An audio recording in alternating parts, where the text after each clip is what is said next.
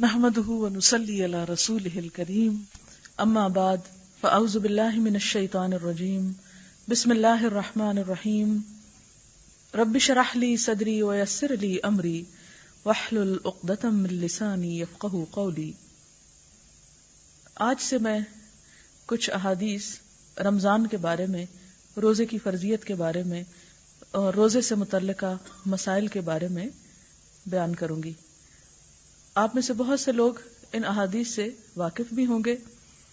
کچھ چیزیں یاد ہونے کے باوجود اگر دوبارہ دہرا لی جائیں تو انسان زیادہ یقین اور اطمینان کے ساتھ ان پر عمل کر سکتا ہے۔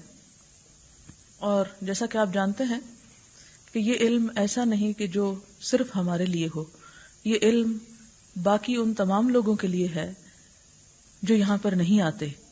لہذا ایک بات جاننے کے باوجود اگر دوبارہ سن لی جائے اور اس پر شرح صدر ہو تو اسے زیادہ اطمینان کے ساتھ انسان دوسروں تک پہنچا سکتا ہے۔ تو سب سے پہلی چیز روزے کی فرضیت ہے۔ جیسا کہ آپ جانتے ہیں کہ اسلام میں کچھ عبادات فرض کا درجہ رکھتی ہیں اور روزہ انہی میں سے ایک ہے۔ روزے کی فرضیت قرآن پاک سے بھی ثابت ہے اور سنت رسول صلی اللہ علیہ وسلم سے بھی۔ قرآن پاک کی وہ مشہور آیت آپ سب کو آتی بھی ہوگی، یا ایھا الذین آمنوا کتب علیکم الصیام کما کتب علی الذین من قبلکم لعلکم تتقون۔ اے لوگو جو ایمان لائے ہو، تم پر روزے فرض کیے گئے جیسا کہ ان لوگوں پر فرض کیے گئے تھے جو تم سے پہلے گزرے، تاکہ تم بچ جاؤ۔ گویا روزہ ایک ایسی عبادت ہے جو صرف امت محمد صلی اللہ علیہ وسلم کے لیے ہی فرض نہیں بلکہ اس سے پہلے لوگوں پر بھی، یعنی پہلی قوموں پر بھی روزے فرض کیے گئے۔ اور روزے کی غرض و غایت کیا بتائی گئی کہ تم بچ جاؤ۔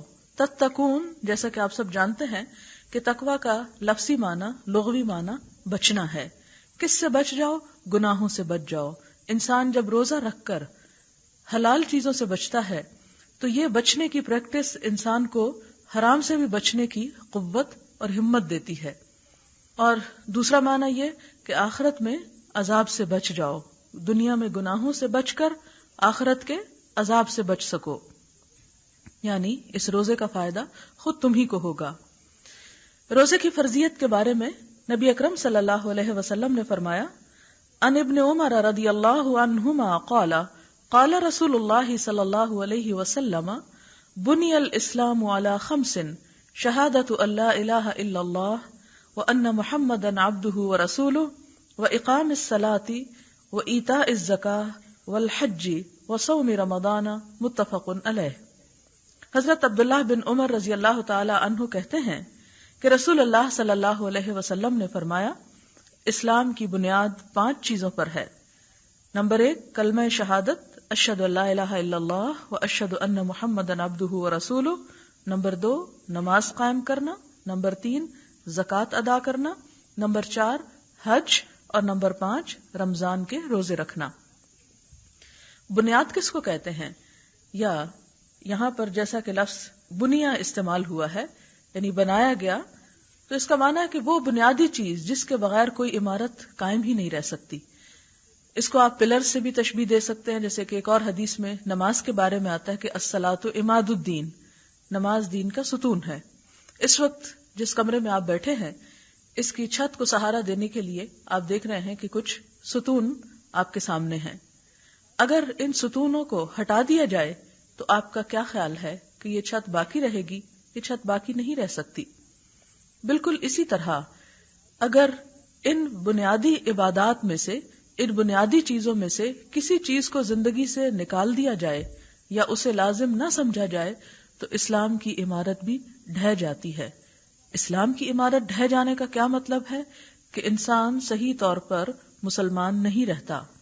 مسلمان کوئی شخص کسی مسلمان کے گھر میں پیدا ہونے سے نہیں ہوتا، یا کوئی شخص مسلمانوں جیسا نام رکھ لینے سے مسلمان نہیں ہو جاتا۔ مسلمان نام ہے کام کرنے کا، عمل کرنے کا۔ اسی لیے اللہ تعالیٰ قرآن پاک میں فرماتے ہیں کہ یا ایھا الذین آمنوا آمنوا باللہ ورسولہ، اے لوگو جو ایمان لائے ہو، ایمان لاؤ اللہ اور اس کے رسول پر۔ تو جب ایمان لا چکے تو پھر کیا ایمان لاؤ؟ تو اس کا معنی یہ ہے کہ جس طرح ماننے کا حق ہے، جو کام کہے گئے ہیں انہیں کر کے دکھاؤ. تو ان کاموں میں ایک تو وہ کام ہے جو کرنے کے بعد ہی انسان اسلام کے اس عمارت میں داخل ہوتا ہے، اور وہ ہے لا الہ الا اللہ محمد رسول اللہ. وہ اسلام کا دروازہ ہے، یا اس دروازے کی ایک کنجی ہے. جیسے جنت کی کنجی کے بارے میں آپ نے پڑھا ہوگا کہ جنت کی کنجی کیا ہے؟ لا الہ الا اللہ. وہ اس کے بغیر نہیں کھلے گی. اسی طرح اسلام کا دروازہ بھی لا الہ الا اللہ کے بغیر نہیں کھلتا. انسان جب اس کمرے کے اندر آ جاتا ہے تو کچھ چیزیں بنیادوں کی حیثیت رکھتی ہیں، کچھ دیواریں ہیں، کوئی چھت ہے، کوئی اس کے اندر پڑا ہوا مختلف طرح کا سامان ہے. بالکل اسی طرح اسلام میں بھی کچھ چیزیں بنیادیں ہیں، اور ان بنیادوں میں یہی عبادات ہیں جس کا ابھی ذکر کیا گیا. کچھ چیزیں جو ہیں وہ اس کی سجاوٹ سے تعلق رکھتی ہیں، جیسے اخلاق وغیرہ. کچھ اور چیزیں جو ہیں وہ اس کے باقی سٹرکچر کو کور کرتی ہیں، جیسے احکام وغیرہ. ان تمام چیزوں کو اگر پورا کیا جائے تو ہی اسلام کی ایک بہترین عمارت قائم ہوتی ہے. اسی میں روزہ ہے. روزے کی فرضیت جو ہے یہ کب سے ہوتی ہے؟ رمضان المبارک کا جب چاند نظر آتا ہے، جب سے روزہ فرض ہوتا ہے. یعنی اگر رمضان کے علاوہ مثلاً شوال میں، مثلاً ذیقعد میں، مثلاً ذوالحج میں کوئی شخص پورے مہینے کے روزے رکھے تو اس کا فرض ادا نہیں ہوتا. نفلی روزے تو انسان پورے سال میں کسی وقت بھی رکھ سکتا ہے، لیکن فرض کی ادائیگی کے لیے کیا ضروری ہے کہ رمضان ہی کے مہینے میں روزے رکھے. اس کے لیے حدیث میں آتا ہے ان ابی ہریرہ رضی اللہ عنہ قال قال رسول اللہ صلی اللہ علیہ وسلم اذا دخل رمضان فتحت ابواب الجنہ وغلقت ابواب جہنم وسلسلت الشیاطین. متفق علیہ. اس مہینے کی فضیلت کیا ہے کہ جس میں روزے فرض کیے گئے؟ حضرت ابو ہریرہ سے روایت ہے کہ رسول اللہ صلی اللہ علیہ وسلم نے فرمایا، جب رمضان آتا ہے تو جنت کے دروازے کھول دیے جاتے ہیں، جہنم کے دروازے بند کر دیے جاتے ہیں، اور شیاطین قید کر دیے جاتے ہیں. اسے بخاری اور مسلم نے روایت کیا ہے.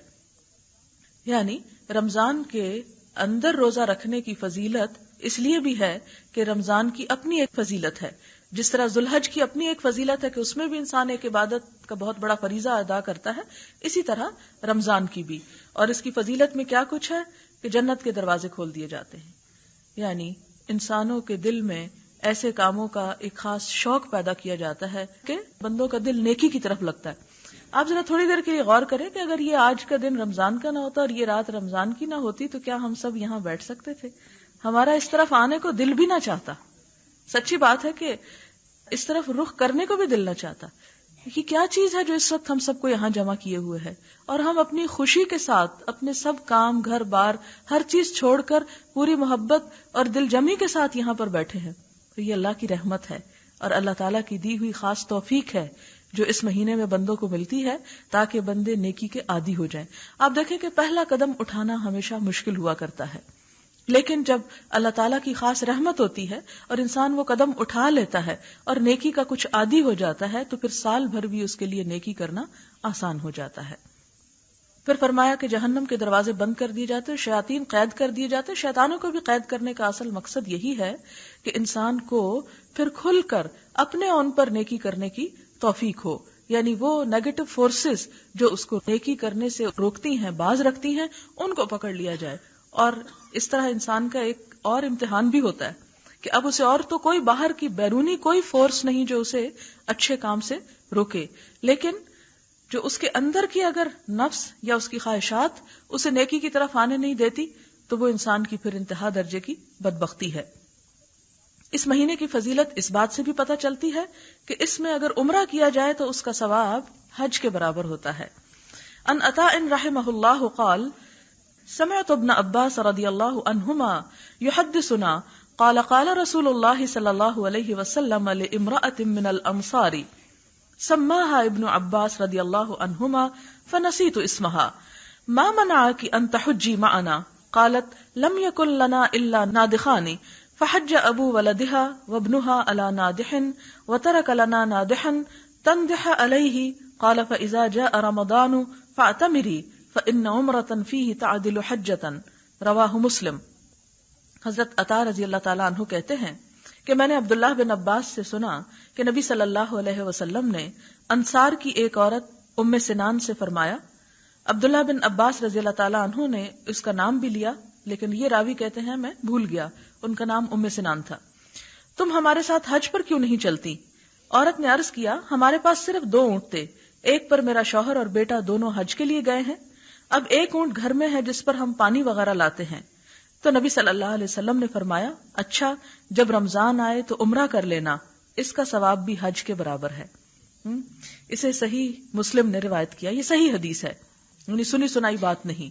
یہ اس لیے آپ کو ریفرنس میں دے رہی ہوں کہ اسے آپ یقین کے ساتھ ایکسپٹ کر سکیں، کیونکہ عموماً ایسے جب ہم فضائل سنتے تو بعض اوقات سوچتے ہیں کہ معلوم نہیں کسی نے ایسے ہی اڑائی ہوگی، جو لوگ جاتے رہتے ہیں وہ ایسی باتیں گھڑ لیتے ہیں. یہ گھڑی ہوئی بات نہیں، یہ حقیقی بات ہے کہ اگر کسی شخص کو حج کے موقع پر جانے کا موقع نہیں ملتا تو وہ اگر رمضان میں عمرہ کر لے تو اس کو وہ اجر اور ثواب مل جائے گا. تو اس حدیث سے بھی دراصل کیا ثابت ہوتا ہے؟ رمضان کی فضیلت. اگلی حدیث ہے روزہ قیامت کے دن روزے دار کی سفارش کرے گا. ان عبداللہ بن عمرو رضی اللہ عنہ ان رسول اللہ صلی اللہ علیہ وسلم قال الصيام والقرآن يشفعان للعبد يوم القيامة يقول الصيام أي ربي منعته الطعام والشهوة فشفعني فيه ويقول القرآن منعته النوم بالليل فشفعني فيه قال فيشفعان رواہ احمد والطبرانی. حضرت عبداللہ بن عمرو سے روایت ہے کہ رسول اللہ صلی اللہ علیہ وسلم نے فرمایا روزہ اور قرآن قیامت کے دن بندے کے لیے سفارش کریں گے. روزہ کہے گا اے میرے رب میں نے اس بندے کو کھانے پینے اور اپنی خواہشات پوری کرنے سے روکا، لہذا اس کے بارے میں میری سفارش قبول کیجیے. قرآن کہے گا اے میرے رب میں نے اس بندے کو رات قیام کے لیے سونے سے روکے رکھا. جیسے آپ لوگ یہاں قیام کے لیے آتے ہیں تو قرآن کہے گا کہ میں نے اسے کھڑے رکھا اور سونے سے روکا، لہٰذا اس کے بارے میں میری سفارش قبول فرما. چنانچہ دونوں کی سفارش قبول کی جائے گی. تو یہ بھی ایک بہت بڑی فضیلت ہے جو دن میں روزہ رکھنے اور رات کو تراویح پڑھنے سے انسان کو حاصل ہوتی ہے. روزے کا اجر بے حساب ہے. ان ابی ہریرہ، میں عربی حدیثیں اس لیے پڑھتی ہوں کہ یہ نبی صلی اللہ علیہ وسلم کی زبان سے نکلے ہوئے الفاظ ہیں. ہمیں یہ موقع تو نہ ملا کہ ہم آپ کے منہ سے سنتے اور آپ کی مجلس میں سنتے، لیکن الحمدللہ یہ الفاظ محفوظ ہیں اور ہم انہیں دہرا کر بھی کچھ اس دور کا تصور کر سکتے ہیں. قال رسول اللہ صلی اللہ علیہ وسلم کل عمل ابن آدم یضاعف الحسنۃ بعشر امثالها الى 700 ضعف. قال اللہ تعالی الا الصوم فانه لي وانا اجزي به يدع شهوته وطعامه من اجلي. للصائم فرحتان، فرحة عند فطره وفرحة عند لقاء ربه. ولخلوف فم الصائم اطيب عند الله من ريح المسك. والصيام جنة فإذا كان يوم صوم أحدكم فلا يرفث ولا يسخب فإن سابه أحد أو قاتله فليقل إن امرؤ صائم. متفق علیہ.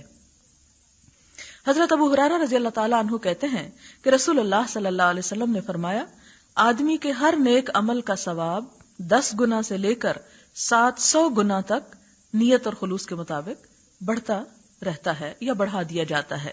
لیکن روزے کے ثواب کے بارے میں اللہ تعالیٰ فرماتے ہیں کہ یہ میرے لیے ہے اور میں ہی اس کی جزا دوں گا، یعنی بتایا ہی نہیں. اور آپ دیکھیں کہ اللہ تعالیٰ کی ذات کتنی بلند ہے، کتنی عظیم الشان ہے، کتنی بادشاہ ہے کہ جب وہ دینے پہ آئے تو اس کے خزانے تو کبھی کم نہیں ہوتے. تو گویا اس نے روزے کے ثواب کو ان گنت بتایا کہ ایک بندہ جسے کاؤنٹ بھی نہیں کر سکتا. اور یہ کیوں؟ اس لیے کہ روزہ ایک ایسی عبادت ہے جس کا تعلق صرف رب اور بندے سے ہوتا ہے. تیسرا بیچ میں کوئی بھی نہیں بتا سکتا کہ کوئی شخص روزے سے ہے یا نہیں.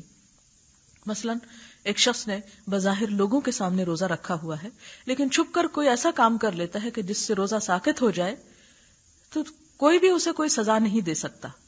اسی طرح اگر ایک شخص انتہائی تکلیف، پیاس، بھوک کے ہوتے ہوئے بھی کچھ نہیں کھاتا جبکہ اسے کوئی دیکھ نہیں رہا، صرف وہ اپنے رب سے ڈرتا ہے، تو دراصل یہ ایک ایسی عبادت ہے جو ہر طرح کی ریاکاری سے پاک ہو جاتی.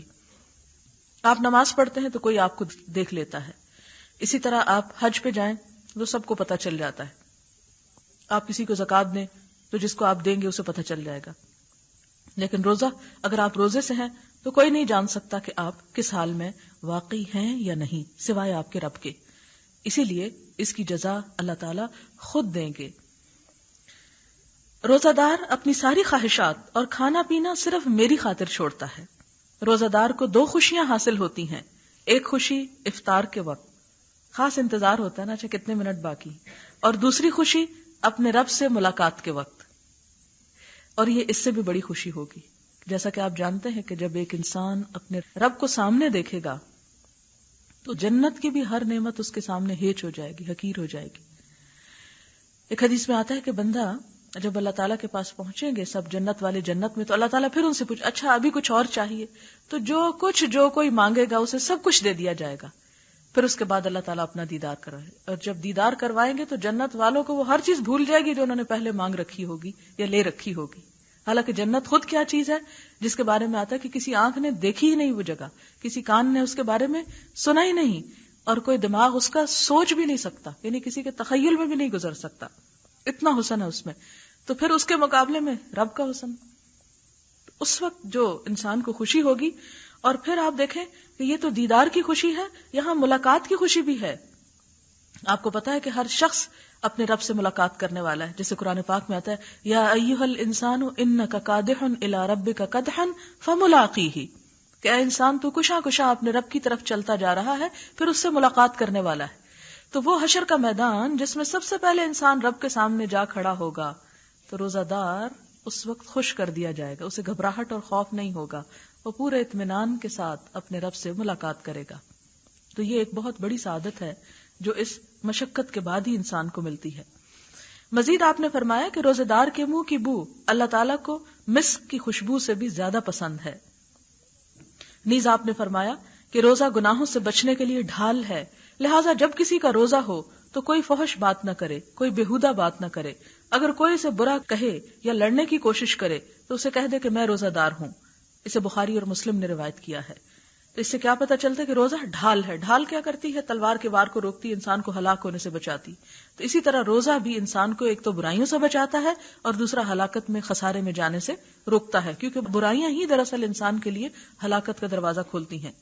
اور آخری حدیث عن سہل بن سعد رضی اللہ عنہ قال قال رسول اللہ صلی اللہ علیہ وسلم ان فی الجنة 8 ابواب فیہا باب یسمى الریان لا يدخله الا الصائمون متفق علیہ.